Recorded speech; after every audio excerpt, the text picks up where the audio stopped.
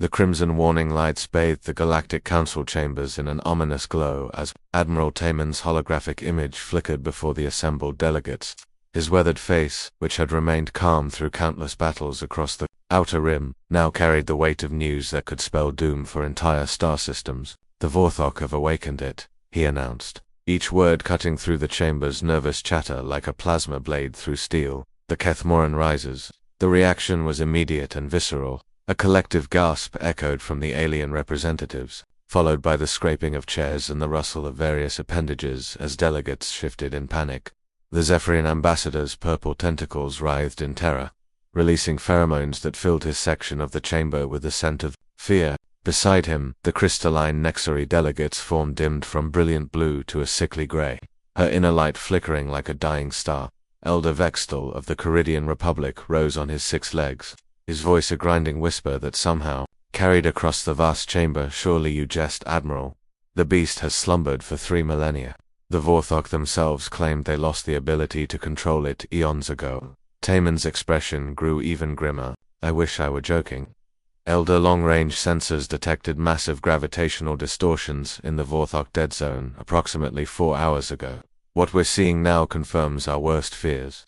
The main display activated, showing real-time feeds from the border regions. The image was grainy and distorted, but unmistakable. Something massive was moving through space, leaving a trail of twisted metal and debris in its wake. Ships that had taken decades to build were reduced to scrap in seconds.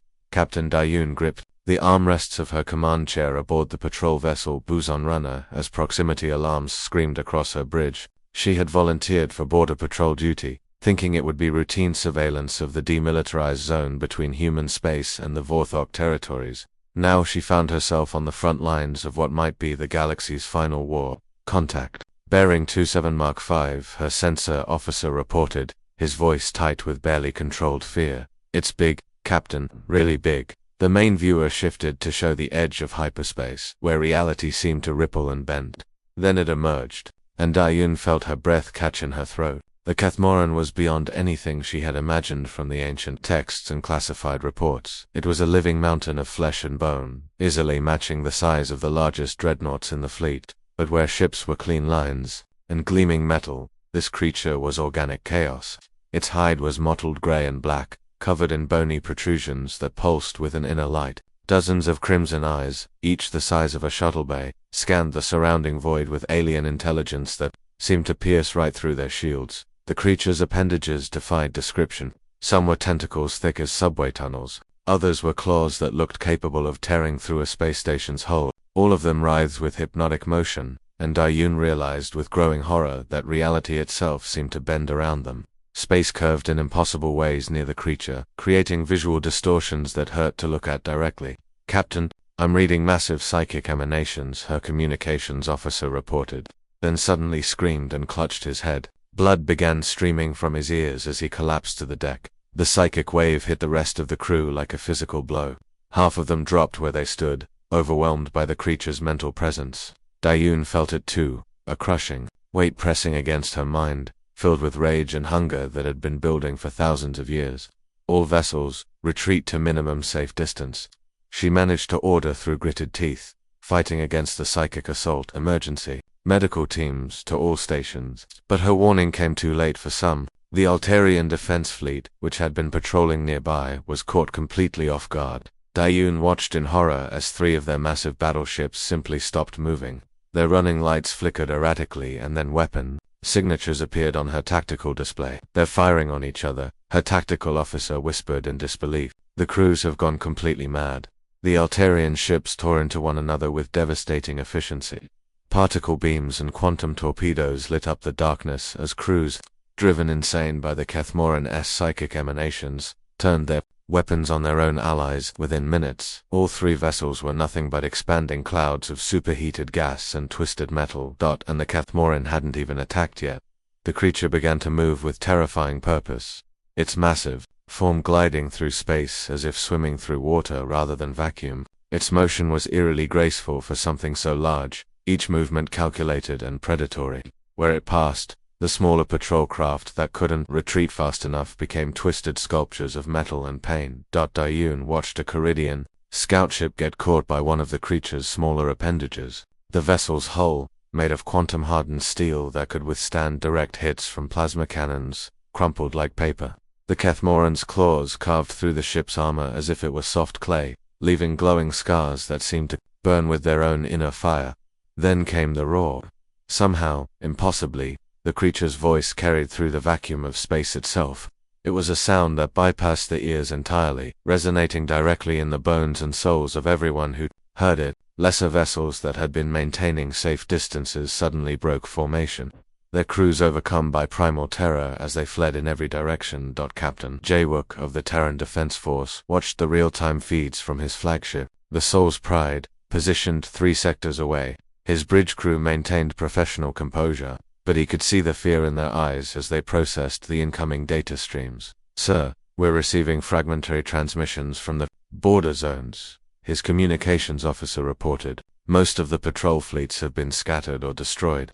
The few survivors are reporting that conventional weapons have no effect on the creature."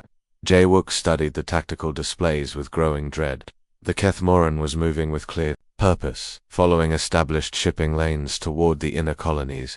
Its path would take it directly through some of the most populated systems in human space.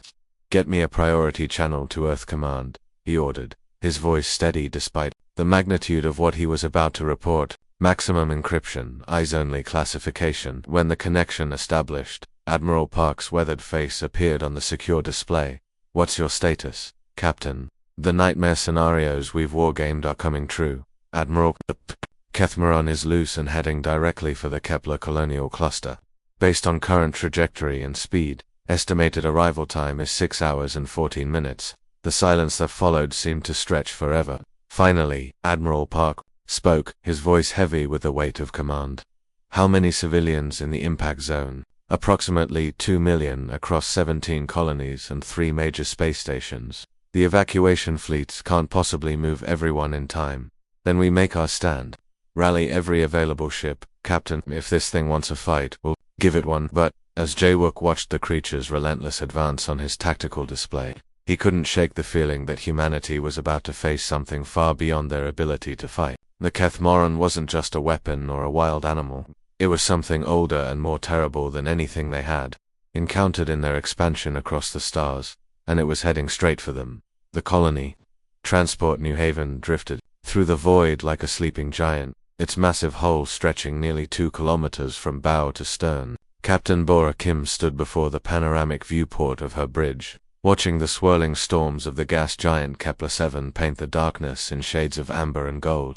Under normal circumstances, it would have been beautiful.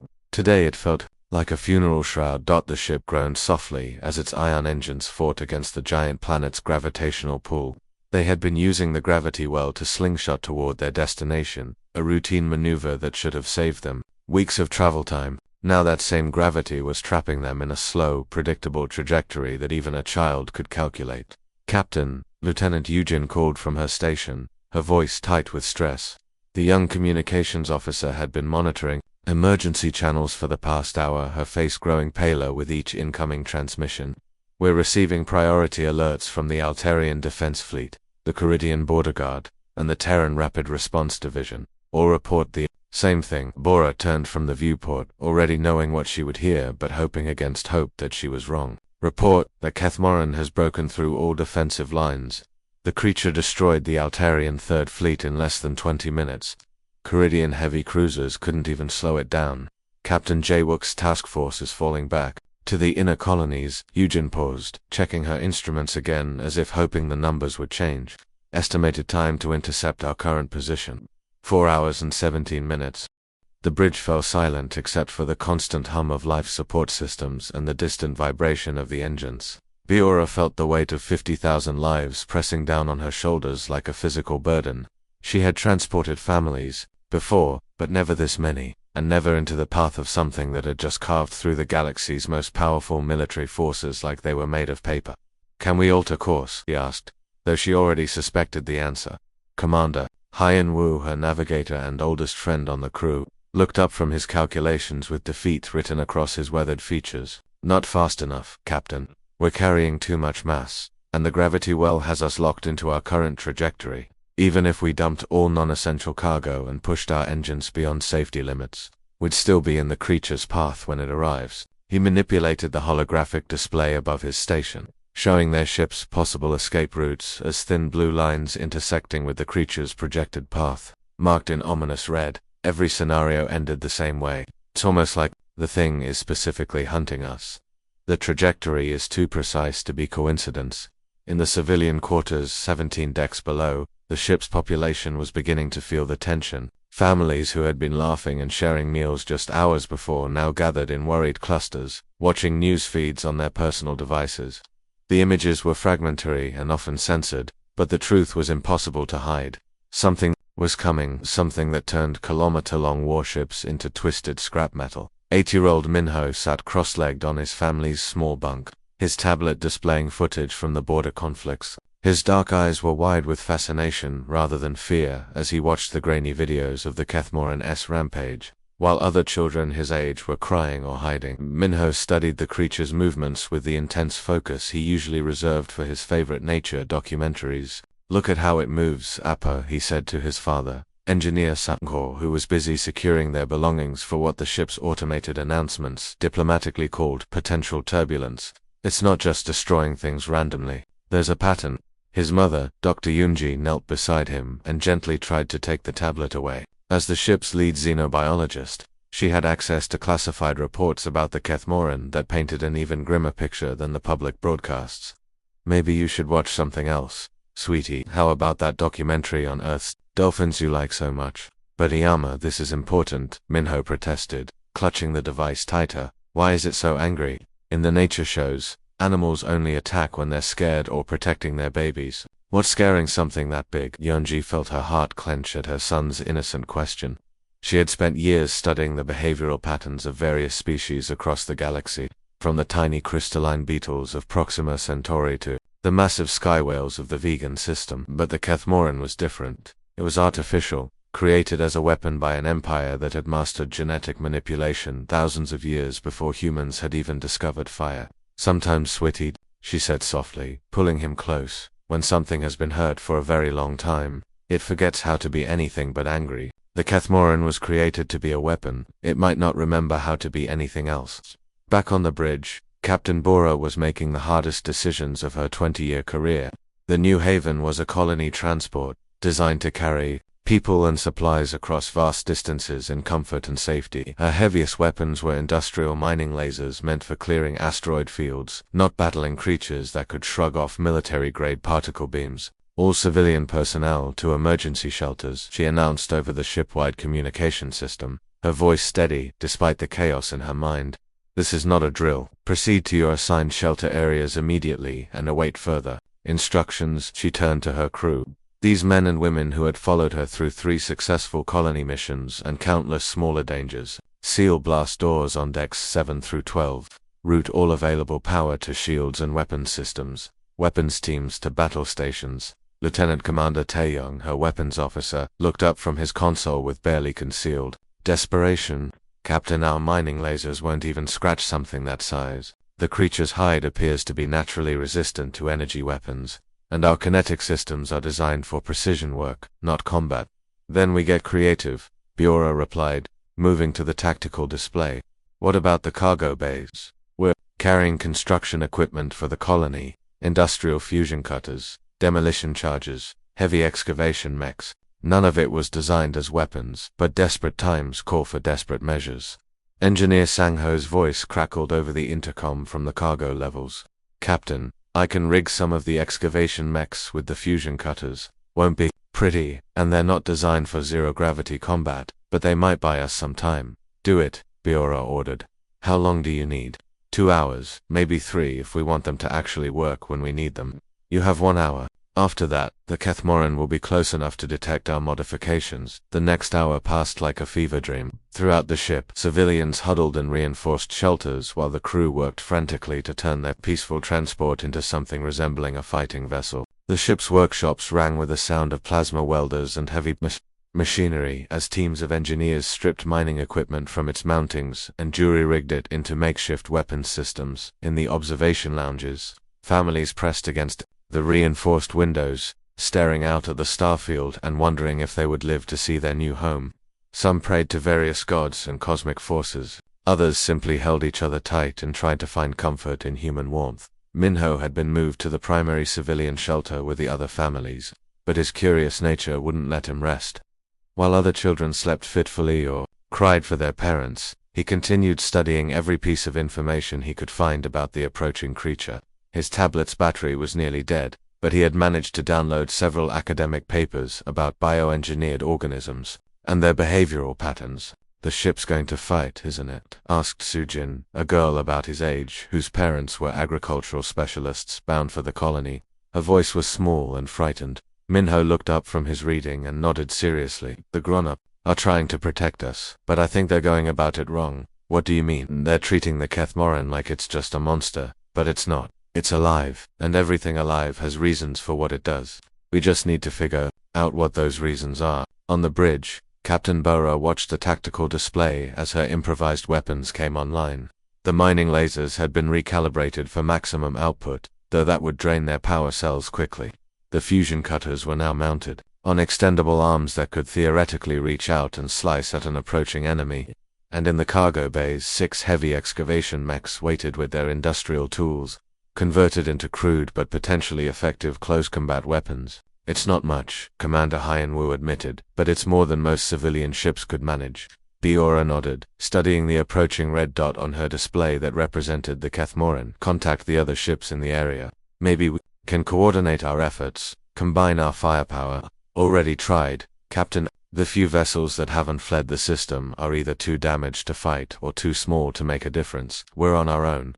She took a deep breath and activated the ship-wide communication system one final time. "Attention all hands. This is the captain. In approximately 3 hours, we will encounter a hostile entity of unprecedented size and capability. Our ship was not designed for combat, and our chances of survival in a direct confrontation are minimal." She paused, looking around at her bridge crew, these people who had become her family over the years of deep space travel. "However, we are not helpless. We have made modifications to our systems that will allow us to defend ourselves and the 50,000 souls in our care. Whatever happens in the next few hours, know that you have served with honor and distinction. The New Haven will make its stand, and we will not go gently into that dark night." The crew moved with practiced efficiency, but everyone knew the truth. They were about to face a creature that had destroyed fleets of purpose-built warships. Their makeshift weapons and jury-rigged defenses were better than nothing, but only barely. Still, they would fight. They had families to protect, dreams to defend, and the simple, stubborn human refusal to surrender without a battle. As the final preparations were completed and the crew took their positions, the Kethmoran continued its inexorable approach through the void, leaving a trail of destruction in its wake. The evacuation alarms screamed through every corridor of the New Haven, their piercing wail mixing with the thunder of 50,000 footsteps as families rushed toward the emergency shelters. The ship's automated voice system repeated its calm instructions over and over, a stark contrast to the panic spreading through the civilian decks. "All personnel proceed to designated shelter areas immediately. This is not a drill. Repeat, this is not a drill." In the chaos, 8-year-old Minho found himself swept away from his parents like a leaf in a raging river. One moment he was holding his mother's hand. The next he was being pushed forward by a crowd of terrified colonists who couldn't see the small boy below their eye level. He called out for his parents, but his voice was lost in the noise of crying children and shouting adults. The crowd carried him down a maintenance stairwell and into a service corridor he had never seen before. The walls here were lined with pipes and conduits instead of the pleasant decorations of the civilian areas. Emergency lighting cast everything in a harsh red glow that made the familiar ship feel alien and threatening. When the crowd finally thinned out, Minho found himself alone in the narrow corridor. The evacuation alarms were quieter here, muffled by the ship's bulkheads, but he could still hear them echoing through the ventilation system. He tried to retrace his steps, but every corridor looked the same in the emergency lighting. Then he heard voices, urgent and tense, coming from somewhere ahead. Following the sound, Minho discovered a narrow maintenance ladder leading upward. His curiosity overcame his fear as he climbed toward the voices, emerging onto an observation deck he had never known existed. The deck was small and cramped, clearly designed for crew use rather than passenger comfort. Several uniformed crew members stood before a massive viewport. their faces illuminated by the glow of instrument panels and the distant stars beyond. They were so focused on their work that they didn't notice the small boy who had just climbed up behind them. "Sensor readings are off the charts," muttered Chief Petty Officer Dong Hae-in, his weathered hands dancing across a portable scanner. "The gravitational distortions alone should be tearing us apart, but somehow we're still in one piece." Ensign Hae-jin, barely older than Minho's teenage cousins, stared at her tactical display with wide eyes. "Range to target is decreasing rapidly. Impact in... oh no. Oh no, what is it?" asked another crew member. "It's slowing down. The creature is actually decelerating as it approaches us. That's not possible unless... unless it's intelligent," Dong Hae-in finished grimly. "Unless it's choosing to engage us rather than simply running us down." Minho stepped closer to the viewport, drawn by a curiosity that had always gotten him into trouble back on Earth. Through the transparent aluminum, space looked empty and peaceful. Stars twinkled in the distance, and the gas giant swirling storms created a beautiful backdrop of gold and amber. For a moment, he wondered if the adults had made a mistake. Then something moved between them and the stars. At first it was just a shadow, a darkness that seemed to eat the light around it. But as it drew closer, details became visible, and Min felt his breath catch in his throat. The Kathmoran was unlike anything he had ever imagined. Even in his wildest dreams about the strange creatures that lived among the stars, it filled their vision like a living asteroid. But where rocks were static and lifeless, this creature pulsed with terrible vitality. Its hide was mottled gray and black, like the storm clouds that used to roll across the Korean mountains where his grandmother lived. But instead of rain, this creature's surface was covered in bony protrusions that glowed with an inner light, creating patterns that shifted and changed as he watched. The creature's eyes were the most unsettling feature. Dozens of them, each easily the size of a shuttle bay, scanned the surrounding void with an intelligence that was clearly alien but undeniably real. They moved independently of each other, some focusing on the new haven while others swept the space around them, watching for threats or opportunities. Tentacles longer than city blocks writhed around the creature's massive bulk, and Minho could see that each one was covered in smaller appendages that seemed designed for specific purposes. Some looked like they were meant for grabbing and crushing, others appeared to be sensory organs, and still others crackled with energy that made the space around them shimmer like heat waves. When the creature opened its maw, Minho saw rows of crystalline teeth that caught and reflected the light from nearby stars, but it wasn't the teeth that held his attention. It was the way the creature moved, the way it held its massive head cocked slightly to one side as it studied their ship. "Sweet Mother of Earth," whispered Ensign Hae-jin, her face pale with terror. "How is something that big even alive? The square cube law alone should make it impossible." "Bioengineering on a scale we can't imagine," Dong Hae-in replied, his voice shaking. "The Vorthok had thousands of years to perfect their techniques. This thing probably has redundant organ systems, distributed nervous networks, artificial gravity generators built into its very bones." But Minho wasn't listening to their scientific speculation. He was watching the creature's behavior, noting details that the terrified adults were missing. The way it approached their ship wasn't random or purely aggressive. There was a pattern to its movements, a deliberate quality that reminded him of something achingly familiar. The memory came flooding back without warning. He was 6 years old again, visiting his grandmother's house in the mountains outside Seoul. Her old retriever, Buddha, had been acting strangely that day, pacing around the yard and whining softly. When Minho's uncle had arrived for dinner, had positioned himself between the visitor and the family, his massive head tilted to one side in exactly the same way the Kathmoran was holding its head now. "Buddha," he whispered, the name slipping out before he could stop himself. His grandmother had explained it later, after Uncle had left, and Buddha had finally relaxed. He wasn't being mean, Minho, he was being protective. Big dogs like Buddha, they need to know who's in charge. They need to understand their place in the pack. When strangers come around, they get confused and scared, so they act aggressive. But if you know how to talk to them, how to show them you're not a threat, they can be the gentlest creatures in the world.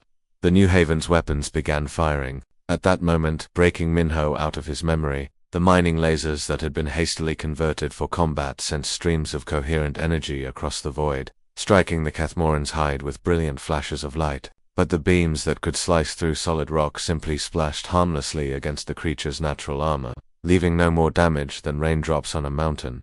The Kathmoran's response was swift and brutal. One of its massive tentacles lashed out with impossible speed. scraping along the New Haven's hull with a sound like tearing metal that somehow carried through the ship's structure. Emergency lights flickered as hull breaches triggered automatic seals, and Minho felt the deck shudder beneath his feet. The crew members around him were focused on the damage reports streaming across their displays, trying to assess how badly their ship had been hurt. But Minho wasn't watching the tactical readouts, he was watching the creature itself, studying its body language with the same intensity he had once used to understand. But Asmoods. The Kethmoran had pulled back after its strike, its massive bulk settling into what almost looked like a waiting position. Its tentacles were still moving, but not in the frenzied assault pattern he might have expected. Instead, they were positioned defensively, coiled and ready but not actively attacking. It was waiting for something, not waiting to attack again, but waiting for a response. The wrong kind of response had already been given. The weapons fire that had proven so ineffective, but the creature hadn't pressed its attack after demonstrating its superiority. It had pulled back, as if giving them a chance to try again. "It's not just destroying us," Minho said quietly, more to himself than to the adults who still hadn't noticed him. Ensign Hyjin heard him anyway and spun around, her eyes wide with surprise. "What are you doing here? You should be in the shelters, with the other civilians." But Minho was already moving closer to the viewport, pressing his small hands against the transparent aluminum as he studied the creature with growing understanding. His grandmother's voice echoed in his memory, patient and kind as she taught him about the animals that shared their world. "Big animals get scared too, Minho. They get confused and don't know what to do, so they act mean to protect themselves. But if you're calm and confident, if you show them you're not afraid and you know what you're doing, they'll listen. They want someone to be in charge so they don't have to be scared anymore." The Kethmoran's eyes were watching their ship, waiting for the next move in a game that the humans didn't even realize they were playing, and Minho was beginning to understand the rules. The bridge of the New Haven erupted in chaos as warning. Lights flashed red and damage reports flooded in from every section. Captain Biora gripped her command chair so tightly her knuckles turned white as the ship shuddered under another devastating impact. "Hull breach on Deck 4, shouted Lieutenant Commander Taeyang from his damage control station. "Emergency. Bulkheads are sealing, but we've lost atmosphere in 3 compartments. Life support failing in Section 7, added Chief Engineer Wonseek, his voice crackling through the intercom from the engine room. "I'm rerouting power, but if we take another hit like that, we're going to lose environmental controls for half the ship." Captain Bora watched the tactical display with growing despair. Their improvised weapons were firing continuously, but the mining lasers that could carve through asteroid rock were barely scratching the Kethmoran's hide. The creature's natural armor seemed to absorb their most powerful shots without even slowing down. "Weapons are having no effect," reported the weapons officer, sweat beading on his forehead as he pushed their systems beyond safe operating limits. "The fusion cutters managed to score some surface damage, but it's like trying to hurt a mountain with a pocket knife." Through the main viewer, the Kethmoran's massive form pressed closer to their ship. Its alien eyes, each one larger than their entire bridge, seemed to peer directly through the reinforced hull at the tiny humans inside. The creature's tentacles writhed with hypnotic motion, some of them now close enough to brush against their outer hull with scraping sounds that echoed through the ship's structure. Bora could see the intelligence behind those massive eyes, cold and calculating. This wasn't some mindless beast acting on instinct. The Kethmoran was studying them, learning their capabilities, testing their responses, and it was finding them wanting. "Captain," called Navigator Hyan Wu, his voice tight with barely controlled panic. "The creature is positioning itself for what looks like a final assault.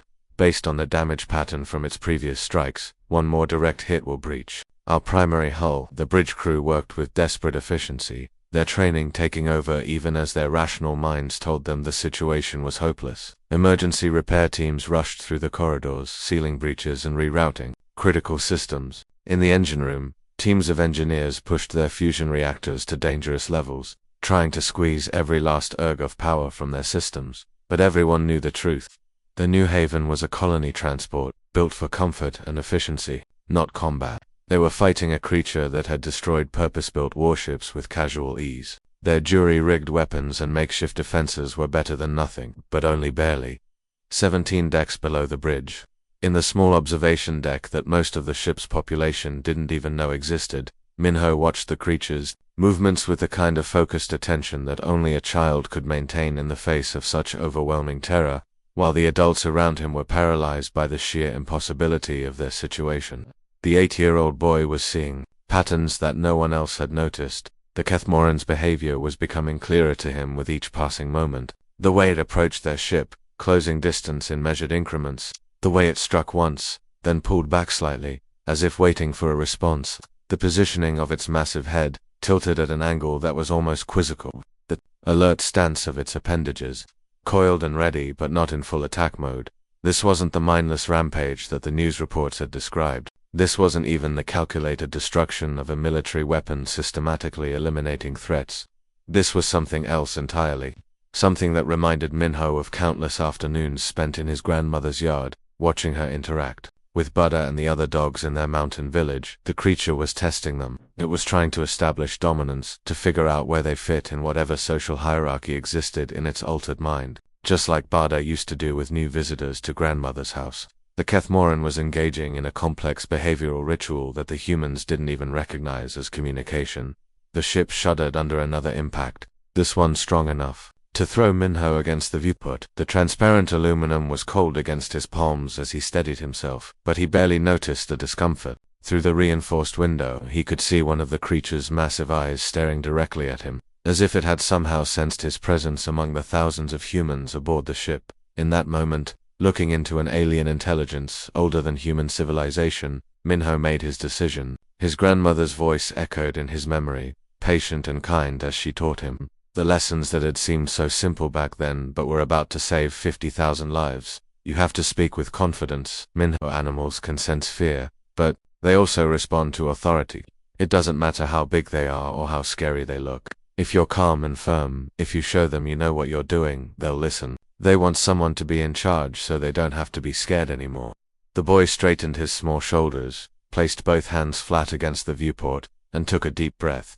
Around him, the crew members were too focused on their instruments to notice what he was doing. The evacuation alarms were still wailing, damage reports were still flooding in, and the ship was still shaking under the Kethmoran's continued assault. But Minho blocked out all the noise and chaos. He focused entirely on the massive eye staring at him through the viewport, on the creature that was waiting for someone to understand what it needed. When he spoke, his voice was clear and authoritative, carrying all the confidence his grandmother had taught him to project when dealing with confused and frightened animals. Sit. The single word was picked up by the ship's external communication array, designed to broadcast messages to other vessels during docking procedures. The system automatically amplified and transmitted Minho's command on all frequencies, sending it out into the void where the Kethmoran could hear it clearly. For a moment that seemed to stretch into eternity, nothing happened. On the bridge, Captain Bowra was coordinating damage control efforts, unaware that a child 17 decks below had just issued a command to the most feared creature in the galaxy. The weapons teams continued their futile bombardment. The engineering crews kept pushing their overtaxed systems, and the medical teams prepared for casualties that seemed inevitable. Then the impossible occurred. The Kethmoran stopped. Its massive form, which had been pressing against their hull with inexorable force, suddenly pulled back. The constant scraping sound ceased, replaced by an eerie silence that was almost more frightening than the previous assault. The creature's tentacles, which had been writhing with aggressive energy, settled into a more relaxed position. Most incredibly of all, the Kethmoran's enormous bulk shifted in space, its lower sections moving in a way that defied everything the humans thought they knew about zero-gravity physics. The creature actually sat back on what could only be described as haunches, like a cosmic-sized dog that had just received a familiar command and was awaiting its next instruction. On the bridge, every alarm suddenly went quiet. The tactical display showed the creature's threat posture changing from aggressive red to neutral yellow. Captain Bowra stared at her instruments in complete bewilderment, unable to process what she was seeing. What in the name of... Her voice trailed off as she looked at the main viewer. The Kethmoran had gone completely still, its massive eyes now focused on their ship, with what almost looked like expectant attention. "Captain," whispered Lieutenant Eugen from her communications station, "I'm detecting a transmission from somewhere. On our ship, audio only, very low power. It seems to have been broadcast on all external frequencies." "What kind of transmission?" It's just one word, Captain. Someone said sit about 30 seconds ago, right before the creature stopped attacking. In the observation deck, Minho smiled and spoke again. his young voice filled with growing confidence as he realized his grandmother's lessons worked even on creatures from beyond the stars. Good boy. The Kethmoran's massive head tilted slightly, and for the first time since awakening from its 3,000-year slumber, the creature that had terrorized the galaxy made a sound that wasn't a roar of rage or a scream of destruction. It was softer, almost questioning, like a dog that had found its pack leader and was asking for the next command. The bridge of the New Haven fell into an eerie silence, broken only by the steady hum of life support systems and the occasional beep from monitoring stations. Every person on the command deck stood frozen, their eyes fixed on the main viewer where the impossible was happening before their very eyes. The Kethmoran, the creature that had terrorized entire star systems and destroyed fleets of warships, remained in its sitting position like a cosmic-sized pet, awaiting instructions. Its massive head was tilted slightly to one side, and its dozens of eyes seemed to be scanning their ship with what could only be described as curiosity rather than malice. "Captain," Lieutenant Eugen's voice was barely above a whisper, as if speaking too loudly might break whatever spell had been cast over the situation. "I'm reading massive changes in the creature's biosignatures. Its aggressive posture has completely shifted. The psychic emanations that were driving people insane have dropped to almost nothing. It's not attacking anymore." Captain Bora stood slowly from her command chair, her mind struggling to process what she was witnessing.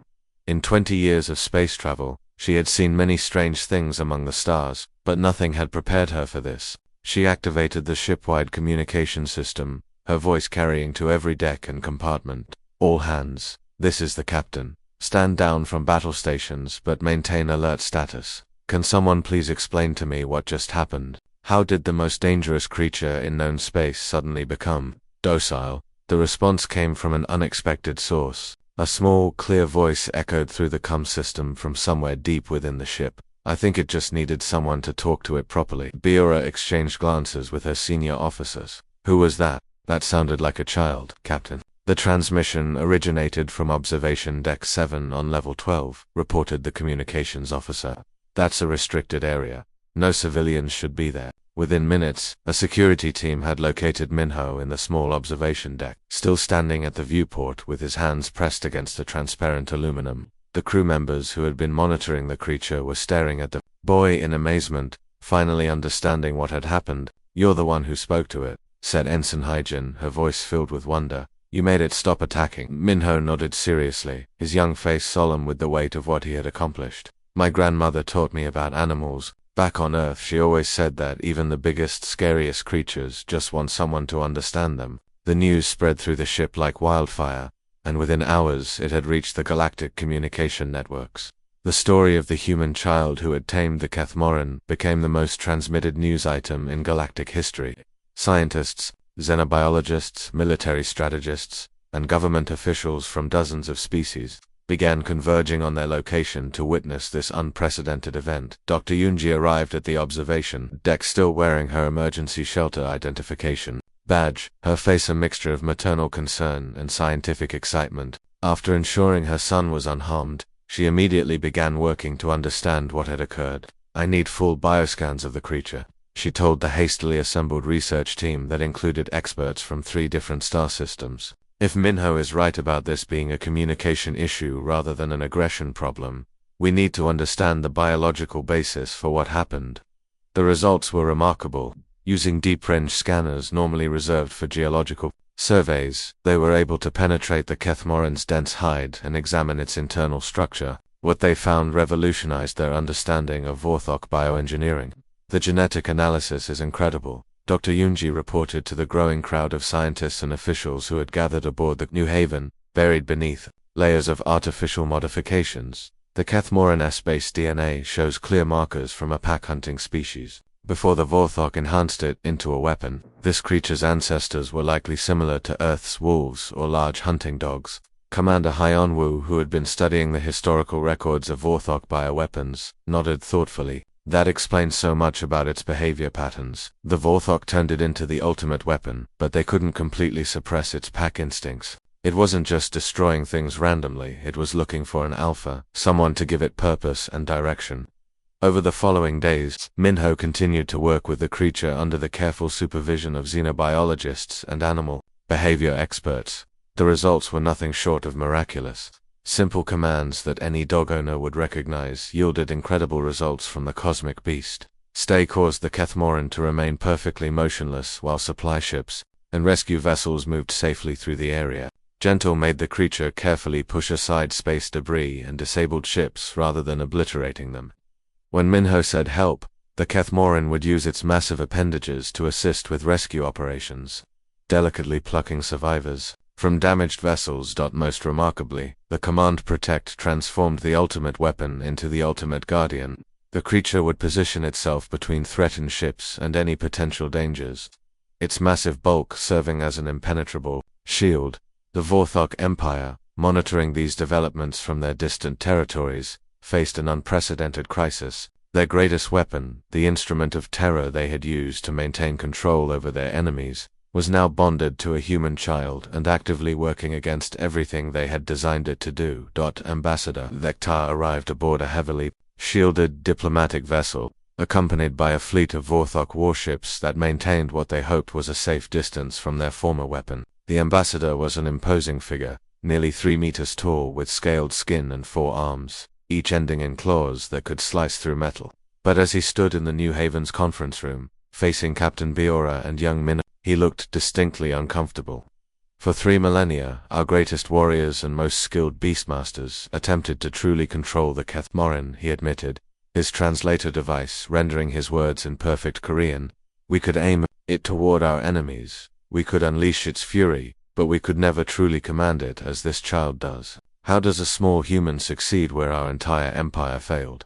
Captain Bora, now serving as humanity's unofficial diplomatic representative in these historic negotiations, smiled as she watched Minho calmly feed the Kethmoran's smaller appendages with specially prepared nutrient blocks. The difference, Ambassador, is in how we see other living beings. You created the Kethmoran as a weapon to be used and discarded. We see it as a creature to be understood and befriended. It's always been humanity's greatest strength, not our technology or our weapons, but our ability to form bonds across any divide. The peace treaty signed that day was unlike any document in galactic history.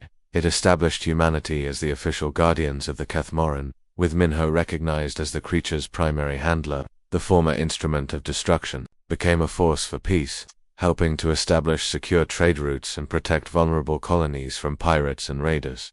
The boy who became known across the galaxy as the Beast Speaker grew up alongside his cosmic companion. News feeds regularly showed them working together, Minho, now a teenager, standing confidently on a specially built platform while the Kethmoran carefully cleared asteroid fields or guided lost ships to safety. Other children began joining the program, learning to communicate with various bioengineered creatures that had been abandoned or lost control of by their creators. What started as one boy's intuitive understanding of animal behavior became a new field of study that revolutionized interspecies relations across the galaxy.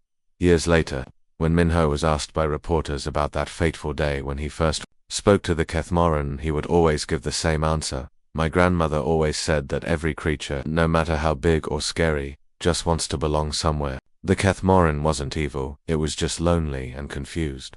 Sometimes the scariest monsters are the ones who need the most love and understanding.